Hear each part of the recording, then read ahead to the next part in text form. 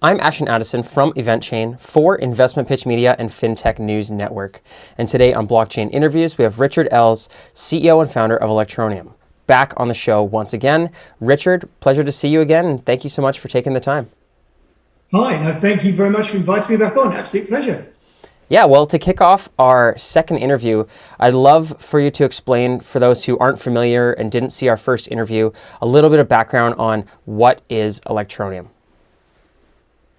Okay, yeah, thanks very much. Well, Electroneum is a cryptocurrency we started in 2017, or it launched in 2017. We were working on it earlier than that, of course, but it's a very, very easy to use cryptocurrency, works all on smartphones, and we've developed it for the unbanked. So lots of crypto projects will tell you that they are designed to work for the unbanked, but we truly were designed for it. And it's going exceedingly well. So we make it very easy for people who genuinely don't have a bank account to get hold of some cryptocurrency, Electroneum, by earning it. We have a big freelancer platform that's going very well, and then they can spend it on lots of different things within the network. Nearly 2,000 different outlets for it now. So yeah, it's basically an easy to use cryptocurrency. A lot of the others were very tech. That's great. And moving into banking the unbanked, there's so much potential and so many people that need these type of services. However, when you move into the world of cryptocurrency, there's also that factor of security and financial independence and having control of your own funds. Can you talk about your thesis for cryptocurrency security and how you've implemented that into Electroneum? Yeah, love to. So again, fairly generically, there's a phrase within the sort of purist crypto community, which is if you don't own the keys, you don't own the crypto. Everybody who's seen this industry would have seen at some point some of the major exchanges, a lot of the minor exchanges have been hacked and people's crypto has been stolen. This is a terrible tragedy. People should be very aware that if they control their own keys, they definitely have security. Course, then they have the dangers and the responsibilities of looking after those keys. So what we've done is we've built a hot wallet system that's really easy to use. It enables instant transfer. That's really important, so people can buy things really quickly and walk away. So that all happens within our hot wallet system. But at the same time, what we've done is we've enabled a cold wallet system where users are encouraged to put the bulk of their crypto wealth onto a cold storage system that we've developed that enables them to control their own keys. But like I say, there's a conundrum throughout this whole industry, which is, it's quite difficult for you to know where to keep those keys and how to keep them safe. If you print them on a piece of paper and you have a house fire, you've lost your keys, you can't ever recover the crypto. So it is a bit of a conundrum for people, but we do certainly suggest to people that if they can, keep it safely. Remember, you can cut those keys into parts, so you could always give someone, a friend, half a key to look after, and it doesn't matter if he looks at it, he can't take your crypto. You can give another half to another friend, and you could do that with a number of friends, knowing that if your copy got destroyed, you could ask two friends, put the key back together. So you have to think a little bit laterally in crypto. But yeah, we have a solution for it at least. Yeah, well, it seems like it's been working pretty well with Electroneum so far. I know that you have great adoption. Last time we spoke, you were in 140 countries. So congratulations so far on the growth. And at that time, you were entering Africa, Brazil, and Turkey. Now, that was late last year. Could you talk about those expansion plans, and has the adoption started growing in those areas? Yeah, I mean, it's been quite a phenomenal journey, actually. Lots and lots of crypto projects also talk, not only do they talk about the unbanked, but they also talk about mass adoption. You might have seen the hype, but very difficult to go to mass adoption without at least getting adoption. I would certainly say we have large adoption. A lot of people would probably call it mass adoption. We do have millions of users, but from our perspective, we're still at the start of our journey, even though that journey puts us way ahead of virtually all of the cryptocurrencies outside the top 10 in terms of real world adoption. But yeah, when you spoke to me last, we'd rolled out ETN top up, that was so airtime for ETN. The unbanked of the world don't have an exchange, so they can't go to an exchange to buy crypto. They can't go to an exchange to swap it for fiat.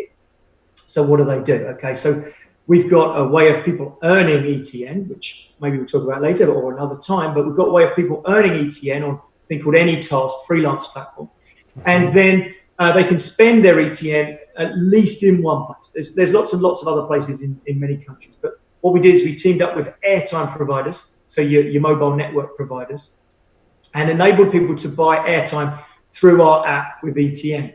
And many, many places around the world, airtime and money are maybe not synonymous. And certainly I have to be careful with what I say here, but people certainly use it as a way of understanding what that value is. So $1 of airtime gets transferred around quite a lot in many developing countries. So you could even go to a market stall and often buy something with $1 of airtime. Airtime gets used as a commodity. So by us allowing people to get airtime for ETN, that's actually enabled us to monetize that ETN for those 140 countries we were talking about. Well, that's gone mad. We're just under 200,000 airtime top-ups on our network. I think actually we're about 185,000, or maybe even more than that now. But it's an enormous amount of airtime top-ups that have taken place. And we've seen that the market are very, very sensitive to the price of ETN. So the price of ETN goes up, we have this huge amount of people buying airtime. So even though those people have probably never seen crypto before until they saw Electroneum, they are very price sensitive to those fluctuations, and they take best advantage. It's quite good to see, actually. Yeah, that's super interesting how the airtime is almost equivalent to a currency in these emerging countries. And for Electroneum to find that staple and utilize that to help with the growth definitely seems like a really good strategy. And you also just mentioned that you have the AnyTask freelancer platform as one of the latest releases that I saw that Electroneum is working on. Can we talk about that a little bit? With this freelancer platform that you just came out with, why is this the right time, and why is this the best thing for the cryptocurrency and for Electroneum to grow in adoption?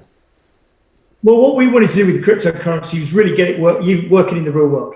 Loads and loads of cryptocurrencies exist, as you know. Nearly all of them only exist within the sort of speculative crypto community bubble. They don't necessarily exist outside that sphere in the real world where people really doing things with them. And that we wanted to break that mold of Electroneum, where we really wanted to solve a problem. So if the problem is unbanked, and like I say, there's a ton of projects that will say that, but we literally worked from the ground up and said, how can you take somebody in the developing world, so let's say they're in Indonesia or they're in Africa, they're in South America, how can you empower them with a cryptocurrency? Well, they can't go out and buy some Bitcoin. They don't necessarily have a Bitcoin wallet. They don't have any way to buy Bitcoin. And that's not to say that they can't try really hard to buy some Bitcoin. Of course, there are ways of doing it, and people will sell you some Bitcoin. So don't ever think that I'm poo-pooing Bitcoin, by the way, because I'm a massive, massive proponent of Bitcoin. But what I'm saying is that Bitcoin wasn't the easiest thing to get hold of. So we made Electroneum exceedingly easy to use, and we took away all of this sort of requirement for a long period of time between transferring the value and it arriving at the other end. And then what we did is we built a freelance platform that's really easy to use. So it's a little bit like Fiverr, for instance. So it's fairly simplistic. It's not one of the more complicated ones where you have to bid against other people to get the freelance work. It's fairly simple. You list your skills. And that skill might be something like I can cut out images. So if somebody's got a whole load of images they want on transparencies, these guys can cut them out for you. Time consuming, fairly simplistic. That's a perfect kind of job to go into AnyTask. So they put it on and say, I'll do a cutout for $3. Now, if you imagine in the real world of currency, fiat currency, someone would have to transfer $3 to Indonesia. It's physically impossible. You can't do it. It costs you $30 or $20 in a bank just to transfer it. And of course, they haven't got a bank account, so there's nowhere to transfer it to. So cryptocurrency was the perfect solution. And we made Electroneum the perfect cryptocurrency for the solution. So we made AnyTask powered by it. And it's going crazy. It's absolutely fantastic. We've had 440,000 people visit the site. We've had 18,000 tasks rejected by our team. 6,000 have been accepted. So we have 3 times as many tasks listed that we go, we're not too sure we like that. Kick them out. And then we've had 6,000 listed. And last month, so in June 2020, the turnover was just under $17,000 of tasks. I think 700 sellers had sold a task in June and $17,000 worth. So we're only 4 months old. it's absolutely the most successful freelance platform in crypto that's ever happened. And we're only just at the start of the journey. We have a really good solid marketing plan to take this forwards to gain proper market share. And then we go from that.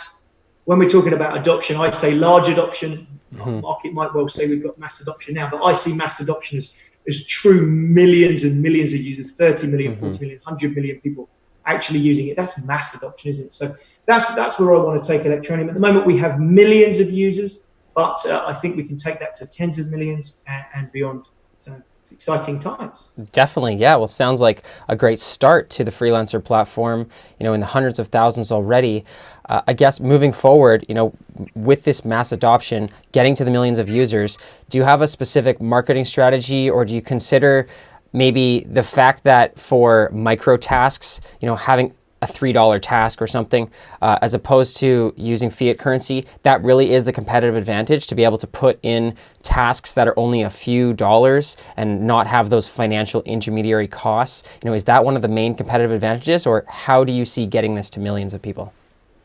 Yeah, well, we've got, funnily enough, we've tried lots of different things. With all our marketing, it's all fairly scientific. I'm a fairly scientific guy. I've been in business as well for virtually my whole life. I've been self-employed. I've got all the businesses I've started are still running. Started a digital agency more than 20 years ago. It's still running today. Got a social media management platform started in 2013, still running today. So everything we do is thought about as a long-term business. So we take our marketing, we do the tests, we put lots of red crosses, then we find the green ticks. Well, we just found that big green tick. I'm not going to say what it is because any of our competitors would love to know what that is, but we've just found a great way to push forwards. June was by far and above our biggest month, and we know exactly what we did to get it. So we have a great marketing plan in place that will drive us market share. And then from the buyer's perspective, it's just as easy for a buyer to get into the market as it is if they went and bought from Fiverr, for instance. So Fiverr is powered by PayPal. We still allow buyers to buy with a credit card, and this is the exciting part about the platform. So the buyer doesn't have to suddenly learn about cryptocurrency to get involved in the buying process. But equally, our sellers, they don't have a fiat payout option because they're unbanked. So there's no point. There's no way to get it to them. But because we can get it to them in ETN and they've got an outlet to that into airtime, it means that they can absolutely compete. So Fiverr's cheapest thing, by the nature of its name, is $5. We have loads and loads of tasks for $1. Some of them are astonishingly good. I bought a colorization task for $3, I think it was. And for $3, they took a black and white photograph of my mother. It's her 80th birthday, and I had it. It was a sort of prize photograph of her. It's got lots of scratches and age signs. That was all removed, and they colorized it. They gave a brass buckle on her belt, and colored clothing, and colored her face and the people around her. Absolutely astonishing level of work. $3. It's just mind-boggling. But remember that to the person that's earned $3, they might well have to work a day for $3. So when they could sit there doing something that they consider to be a hobby and earn $3 from that, to them it will also be an astonishing figure, but the other way around. So it opens up an opportunity for both buyer and for seller. And it's quite an exciting thing because, of course, what do most corporates want to do? Most corporates or small businesses, but in the global north, they want to save money. So if you're spending $1,000, $2,000 a month on Fiverr, and all of a sudden you can spend $750, $1,200 a month, suddenly you're saving a real reasonable amount of money. And there are tons and tons of SEO agencies and things that are spending that kind of money and upwards. Well, that's great.